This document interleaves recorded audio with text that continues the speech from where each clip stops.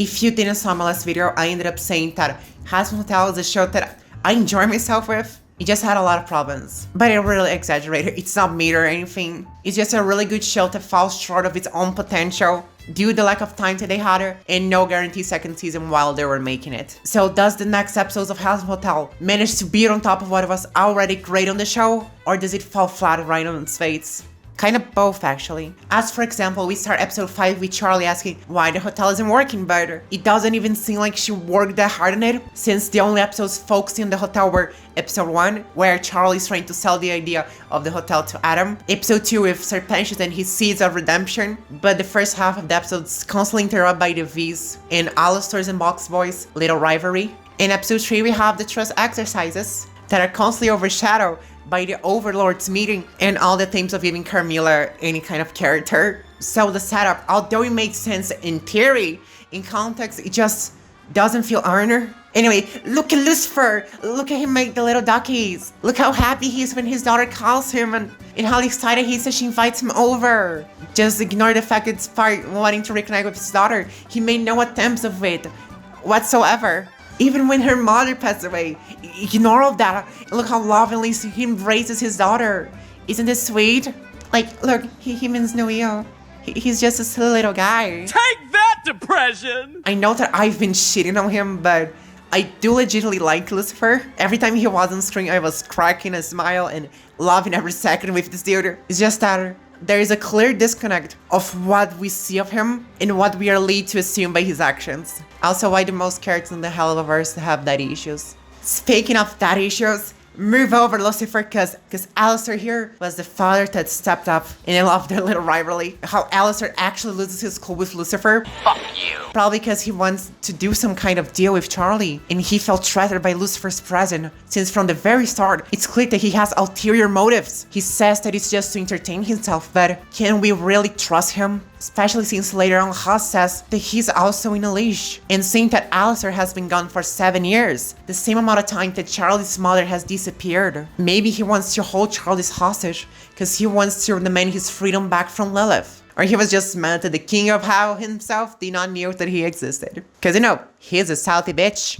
Then Mimsy appears, and the episode's pace goes to a crawl. But I will not hold that against the episode, since she does play an important role on explaining Alistair's whole deal, and also a rough idea on how quickly he climbed the ranks, which perhaps he managed to climb up because of Lilith. So if that's the case, and the deal with Lilith ended up coming true, this means that they had this deal long before the 7 years of disappearance. If they were to be true though. And since that's all information that we only got in the pilot, it's great to see that on the proper show. Now back to daddy issues.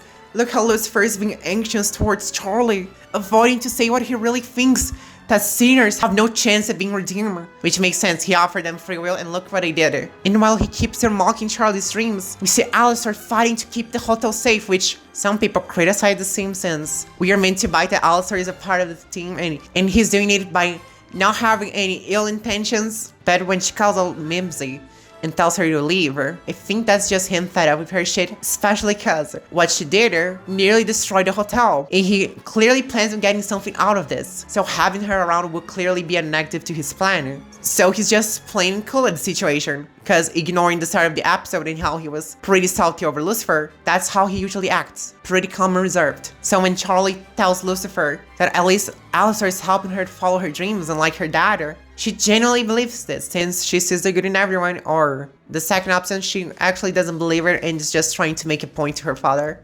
Which, fair. And through all of that, Lucifer gives in to Charlie's request, when inspired by the stories that his father told her, of sheer determination and try to make the right thing, allowing her to try on where he failed. And not gonna lie, I got a little bit teary-eyed, and I wish my father was just half as good at realizing his mistake as Lucifer was. Now for all the reasons that this scene does not work.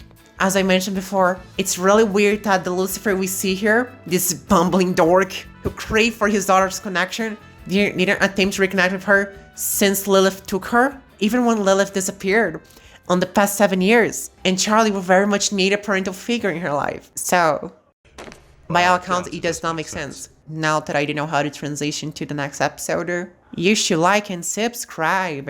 And comment something really cool. So episode 6, the first time I watched it, I thought, man, that's the best episode of the show. But as more and more that I left my thoughts linger, yeah, it wasn't that great. So the plot's that Charlie, with a clearly uncomfortable faggy, goes to heaven to plead her case that sinners can be redeemed. And I will already start defending the episode, because at least in my friend group, people were saying that Charlie was dumb for still going through her plan of talking to the head honcho of heaven, because for Adam, it was enough evidence to say that heaven sucks. Even Lucifer explains to her that, but she still follows through the plan. But what did you want her to do? Give up on the only hope she had of avoiding her people being slaughtered? Besides, Adam was just one angel. He doesn't represent an entire civilization. So this would be something that she would only realize once she saw that the corruption comes from the very top.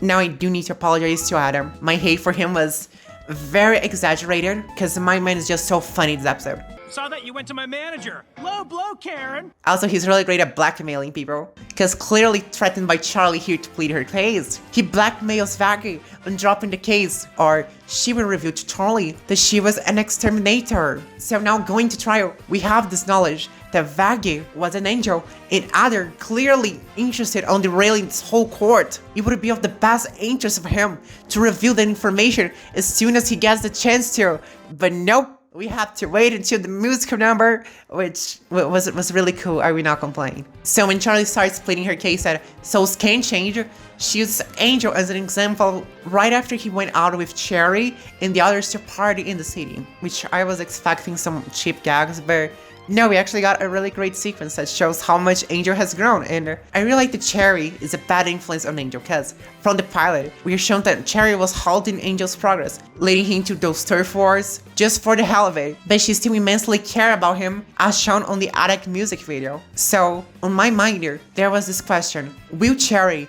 keep on dragging Angel to the bad side, or will she change with him? It just sucks that we didn't get to see that on the actual show.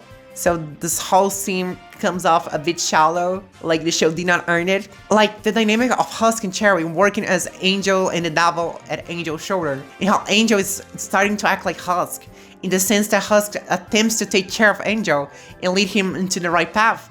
So he starts doing the same to Mifty. But again, we only saw the start of this path to redemption on episode 4, and across these last 2 episodes, we didn't got the feeling that he actually improved. Like even last episode, it's mentioned that Angel is still having his drug problems. And we've almost been able to find all of Angel's drug stashes. And he's improving, but he hasn't yet improved. So when Cherry offers him some and Huss says that will backpedal all of his development, it rings hollow because we didn't actually saw him improving. And Serpentious is really funny. Way sex with me. And across the segment, we see that Angel does everything that Adam says require once to get into heaven. Acting selfless, which is what he did by helping out Mifty, down so which he stopped Mifty from stealing. And stick up to the man, which he does stick up from Valentino in a scene that everyone's on the background. I thought the Cherry, supposedly lifelong friend, or even Husk would try to help him, but that's fine, that's alright. But he's not in heaven despite all of that, because no one actually knows what makes someone get into heaven. And we got to the best song of the episode. The council finds out about the extermination, and Adam tells Charlie, hey, your little girlfriend is one of us, which I would be excited to see where it goes, but we only have 2 episodes left, so they probably wouldn't be willing to dwell on this confrontation. And unless they decide to extend this conflict towards season 2, this would be a very short resolution. Also, what's Emily's deal? Like, we got little to no screen time with her. Of course, we can already assume that she's the sweet and innocent of the two through her design, but I just hope we had a more extended chat between her and Charlie to get to know her better, because as it stands, her actions on the trial do ring a bit hollow. And a great scene there would be great to cut out to salvage the character.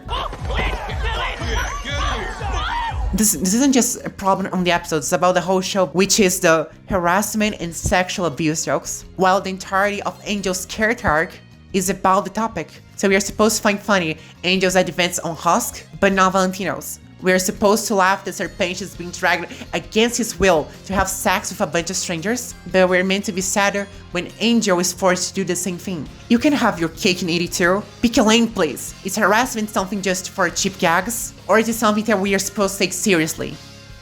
So that was a bit of a downer note to end there.